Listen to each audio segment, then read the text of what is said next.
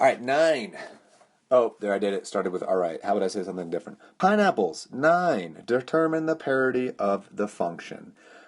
Parity, if you don't know what it means, use the context in the answers. It says even, odd, or neither.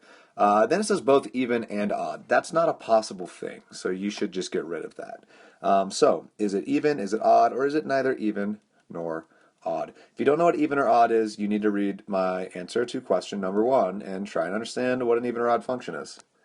So I'm going to answer this question assuming you know what an even or an odd function is. A lot of you are going to the actual definition and plugging in negative x for all your x values and simplifying, which is awesome.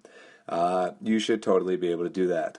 But it's not the quickest way to answer this problem. Think about what will happen. If you plug in a negative x to something that has an even exponent, the negative will go away. That means in this numerator, when I plug in negative x, I'm going to get the same exact thing back. Okay, so I'm going to get the normal function in the top. In the bottom, if I plug in a negative x, all of my exponents are odd in the bottom. So that tells me that the bottom is odd, right? So my numerator is even, my denominator is odd, which means this whole thing is odd. An odd function means you can pull a negative out, right? So if the denominator of this function y is odd, it means I can pull a negative out of the denominator, but I can't pull a negative out of the numerator.